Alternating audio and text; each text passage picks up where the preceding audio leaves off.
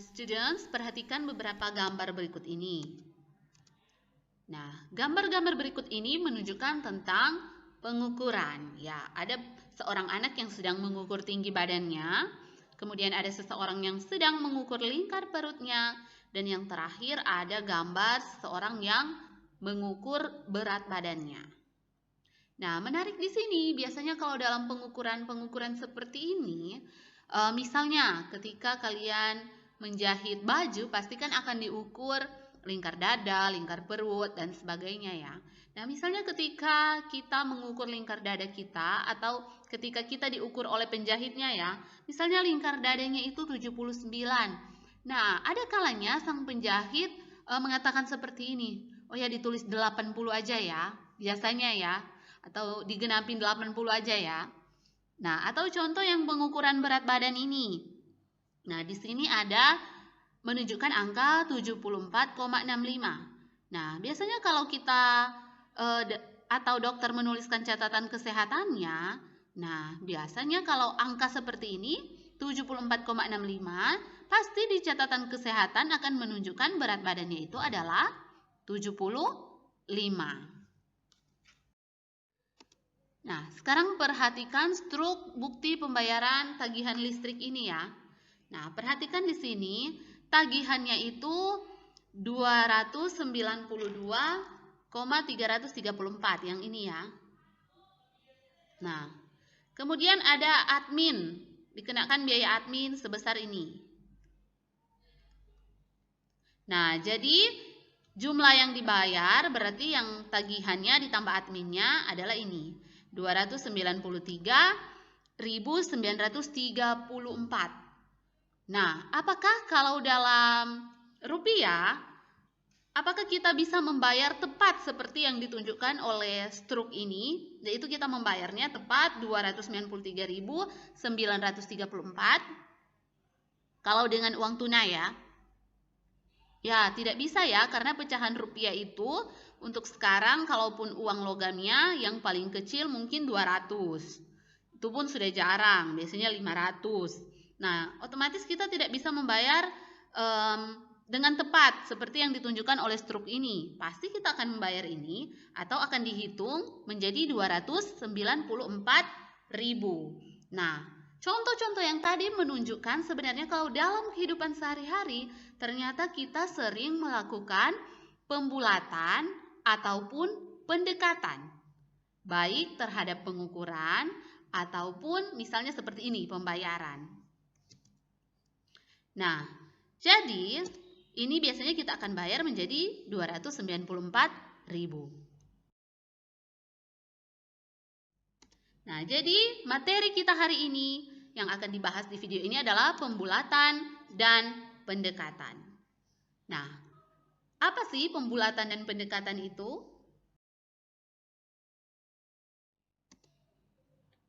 Sebelumnya, jangan lupa konsep kita masih sama ya. Tuhan menetapkan segala sesuatu secara adil dan tepat. Nah, kita masuk yang pertama tentang pembulatan. Nah, pembulatan pada dasarnya adalah membulatkan pecahan menjadi bilangan bulat dengan tujuan mempermudah penghitungan. Nah, dalam melakukan pembulatan, hal yang perlu diperhatikan adalah nilai tempat bilangan tersebut. Nah, masih ingat kan tentang nilai tempat?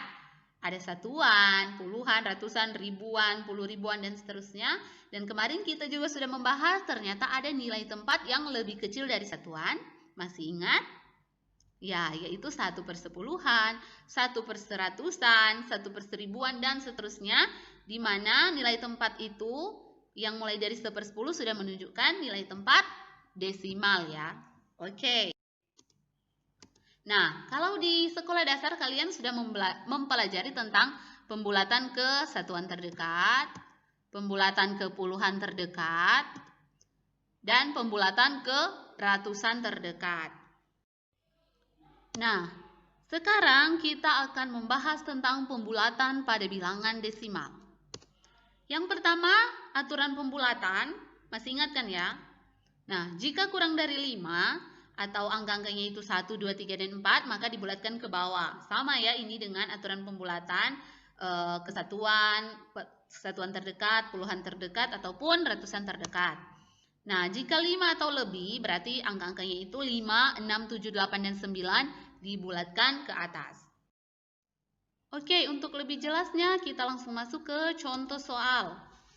Yang pertama, bulatkan tepat satu desimal untuk 16,271, 5,821, dan 0,455. Nah, yang diminta bulatkan tepat satu desimal artinya satu angka di belakang koma. Nah, berarti kuncinya kita melihat angka setelah satu desimal. Nah, ini kan kalau satu desimal berarti kita bulatkan sampai di sini. Tepat satu angka di belakang koma, berarti kuncinya kita melihat angka setelahnya. Atau berarti kita melihat yang di nilai tempat 1/100-an. Oke, kita mulai dengan yang 16,271. Nah, angka setelah angka 2 adalah 7. Yang ini ya, 7. Nah, 7-nya ini kan lebih dari 5. Nah, berarti kita bulatkan ke atas sehingga 2-nya menjadi 3. Jadi 16,271 kalau dibulatkan tepat satu desimal menjadi 16,3. Nah, untuk pembulatan perhatikan kita pakai tanda ini ya, yang menyatakan equivalent. Jadi bukan pakai tanda sama dengan. Oke, selanjutnya yang B, 5,821. Nah, sama seperti tadi, kita lihat angka setelah angka satu desimal. Nah, berarti setelah angka 8 adalah 2. Nah, 2 itu kurang dari 5, berarti kita bulatkan ke bawah sehingga 8-nya tidak berubah. Jadi kalau dibulatkan dia menjadi 5,8. Oke. Yang ketiga 0,455. Nah, seperti yang tadi kita lihat angka sesudah angka 4, di sini 5. Nah, 5 atau lebihnya kan dibulatkan ke atas. Nah, sehingga kalau dibulatkan berarti 4-nya akan menjadi 5. Jadi 0,455 kalau dibulatkan menjadi 0,5. Oke, kita lanjut ke contoh yang berikut. Nah, yang ini diminta bulatkan tepat 2 desimal. Berarti kita bulatkan sampai 2 angka di belakang koma. Nah, perhatikan di sini ada yang berbentuk pecahan dan ada yang berbentuk persen. Berarti kita harus mengubah dulu ke bentuk desimal. Oke, kita mulai dengan yang A. Nah, berarti kita perhatikan angka atau nilai tempat yang ada di 1/1000-an. Karena kita akan membulatkan sampai tepat 2 desimal. Angka setelah angka 4 adalah 1. Berarti kita melakukan pembulatan ke bawah sehingga 4-nya tidak berubah. Jadi 2,1419 kalau dibulatkan tepat 2 desimal adalah 2,14. Selanjutnya 7,9555. Nah, ini angka setelah angka 5-nya atau angka setelah 2 desimal, berarti yang 3 desimal ya, adalah 5. Nah, 5 kan dibulatkan ke atas. Berarti 5 yang di 2 desimal itu menjadi 6. Karena dibulatkan ke atas, sehingga kalau dibulatkan 7,9555 menjadi 7,96. Nah, yang ketiga 13/7. Nah, ini kita harus cari dulu bentuk desimalnya. Berarti kita pakai pembagian bersusun ya, karena 7 tidak dapat kita jadikan pecahan per 10, per 100, atau per 1000 dan seterusnya. Jadi kita langsung gunakan pembagian bersusun. 13 dibagi 7 yang paling mendekati adalah 1. 1 dikali 7, 7. Nah, 13 dikurangi 7 hasilnya 6. Nah, karena 6 dibagi 7 tidak bisa, tidak cukup ya, kita tambahkan 1 0 sehingga di sini menjadi koma. 60 dibagi 7 yang paling mendekati adalah ya 8. 8 ya. 8 dikali 7 56. Lanjut lagi, ini dikurang ya tadi. 60 dikurangi 56 4. Nah, 4 juga tidak cukup untuk membagi 7, berarti kita tambah lagi 1 0 di sini. 40 dibagi 7 yang paling mendekati adalah 5. 5 dikali 7 35. Nah, dikurangi lagi 40 dikurangi 35 hasilnya 50. 5 ya. Karena tidak cukup kita tambahkan lagi 1 0 menjadi 50. 50 dibagi 7 yang paling mendekati adalah 7. 7 dikali 7 hasilnya 49. Nah, kita kurangi lagi. 50 kurang 49 adalah 1. Tidak cukup juga, kita tambahkan 1 0. 10 dibagi 7 adalah 1. 1 dikali 7, 7. 10 dikurangi 7, 3. Nah, kita pinjamkan lagi 1 0 ya. Tambahkan 1 0. 30 dibagi 7, 4. 4 dikali 7, 28. 30 dikurangi 28, 2. 2 dipinjam lagi 1 0. 20 dibagi 7, 2. 2 kali 7, 14. Nah, ini menjadi berulang lagi kan seperti ini. Coba perhatikan dia. Nah, berarti dia akan berulang terus menjadi 1,857142. Nah, kita cukup mengambil 3 angka di belakang koma. Berarti 13/7 itu menjadi 1,857. Nah, kita akan membulatkannya menjadi tepat 2 desimal. Nah, berarti kita melihat angka setelah angka 5 yaitu 7. 7-nya kan lebih dari 5, berarti kita bulatkan ke atas sehingga 1,857 menjadi 1,86. Selanjutnya 12,5%. Kita ubah dulu ke per 100 ya. Ini kan berarti 12,5 per 100. Nah, kalau dibagi 100 berarti komanya kita geser 2 kali ke kiri. 1, 2. Nah, berarti hasilnya 0,125. Nah, kalau kita bulatkan tepat 2 desimal, berarti kita lihat angka setelah angka 2 adalah angka 5. Berarti kalau angka 5 kita bulatkan ke atas. Sehingga 0,125 ini kalau kita bulatkan tepat 2 desimal menjadi 0,13. Nah, selanjutnya tentang pendekatan. Nah, pendekatan adalah memperkirakan hasil hitung dengan menerapkan prinsip pembulatan. Jadi caranya, kita melakukan pembulatan terlebih dahulu pada bilangannya, lalu dioperasikan, baik itu dikurang, ditambah, dikali, dan dibagi. Oke, langsung ke contoh soal ya. Hitunglah dengan pendekatan yang tepat. 8,43 ditambah 1,76. Nah, berarti kita lakukan dulu pembulatan untuk masing-masing angka, masing-masing bilangan ya. Jadi yang pertama yang ini. Nah, 8,43 kita lakukan pendekatan.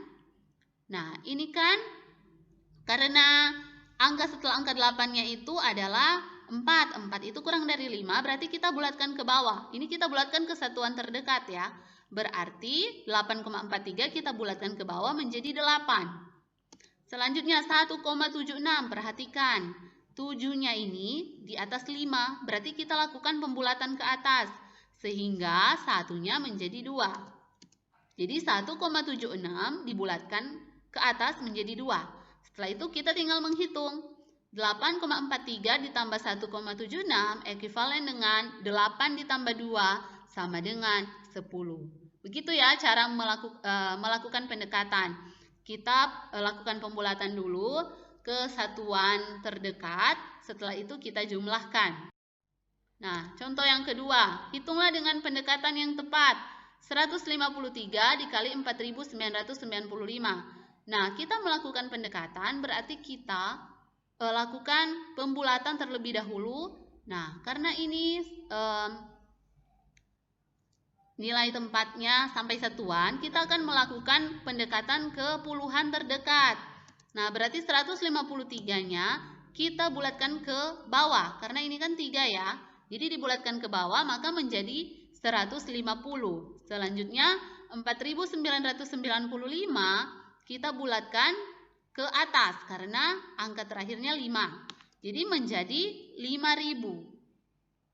Nah, sehingga 153 dikali 4.995 itu ekuivalen dengan 150 dikali 5.000 atau sama dengan 750.000. Nah, untuk mengalinya gampang ya, kali saja 15 dengan 5 dengan perkalian gasing. 5 dikali 1 5, 5 dikali 5 25. Kita jumlahkan yang ini menjadi 75. Terus kita tinggal menghitung berapa nol di sini. 1, 2, 3, 4. Jadi 75, kemudian kita tambahkan 4 nol.